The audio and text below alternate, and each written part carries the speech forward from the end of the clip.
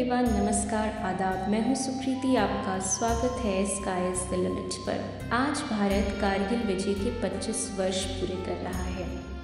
इस मौके पर सबसे पहले उन सब वीरों को दिल से श्रद्धांजलि जो लड़े और कुर्बान हुए ताकि हम सुरक्षित रह सकें। इस मौके पर 2 कविताएं पेश कर रही हूँ। सबसे पहली कविता का नाम है बदलाव शहादत की देन।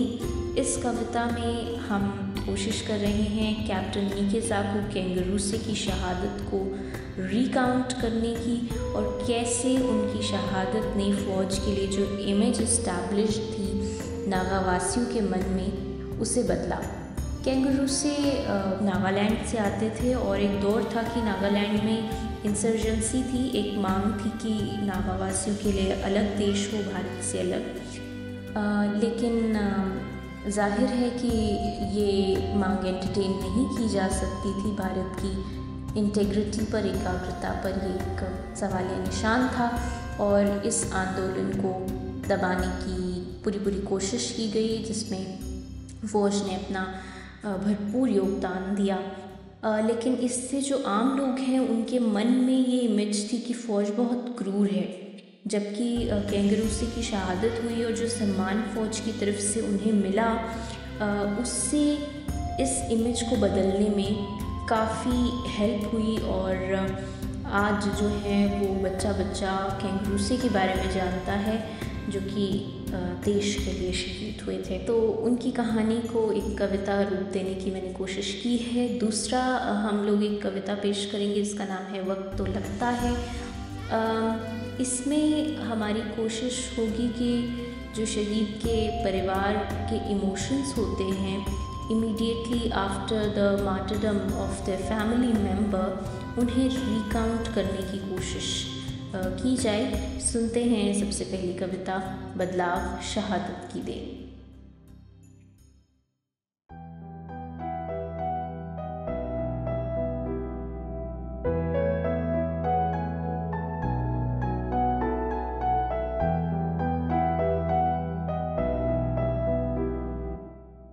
हुआ शहीद जब वो तो बदलाव की नींव था रख गया, देश पर कुर्बान होकर इतिहास था वो रच गया। नीकेज़ाकू केंगरुसे नींबू नाम से जाने जाते पलटन राजपुताना थी। आखिरी सांस तक लड़ने की उसने दिल में ठानी थी। बर्फ से ढकी पहाड़ी -10 था दर्जे हरारत। ऐसे मुश्किल दौर में भी ना बिगड़ी नींबू की हालत। बर्फ पर चलना था मुश्किल, उसने जूते उतार दिए।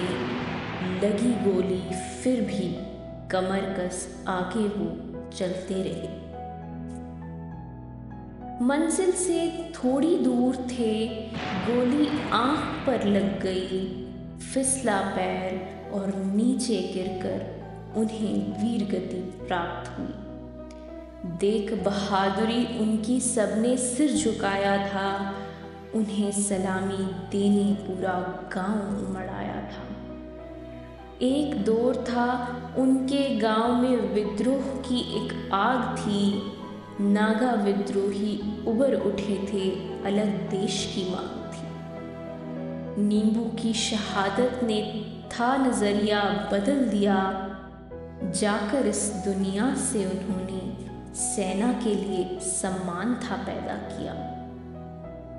समझना कितना खूबसूरत है ना ये संयोग। नींबू की शहादत से पहले एक ही बार इकट्ठा हुए थे इतने लोग। उस बार सलामी दे रहे थे आंगामी जाकू फीजों को। अलग देश की मांग में बेहद अग्रसर थे जो लोग करते थे सलाम अलग देश की मांग करने वाले को। आज देश के लिए लड़ने वाले के सम्मान में आगे आए थे वो। नींबू ने हम सबको भी बहुत कुछ सिखा दिया। गद्दार और देशभक्त के बीच की लकीर को दोबारा परखने का मौका दिया। इस तरह उनकी शहादत बदलाव बहुत से लाई थी। हाँ, नींबू की शहादत बदलाव लेकर आई थी।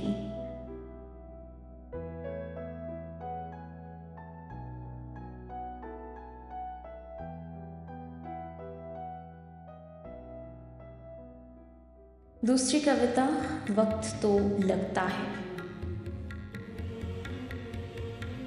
सच से दो चार होने में वक्त तो लगता है, वो नहीं रहा यकीन करने में वक्त तो लगता है। वो कहाँ गए समझने में वक्त तो लगता है, देश को ऊपर रख क्यों वो परिवार को भूल गए, समझ पाने में वक्त तो लगता है।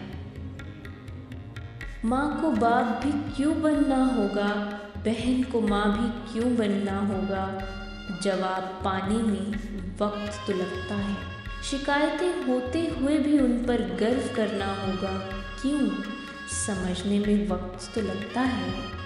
शहादत पर दिल से नाज करने में वक्त तो लगता है। लगातार होती हलचल को संभलने में वक्त तो लगता है। शहीद का परिवार भी इंसान ही है, हमें ये समझने में वक्त क्यों लगता है, वक्त क्यों लगता है। इन्हीं पंक्तियों के साथ आपसे विदा लेती हूँ। एक बार फिर कारगिल युद्ध में योगदान देने वाले वीर सिपाहियों को हमारी तरफ से शत शत नमन।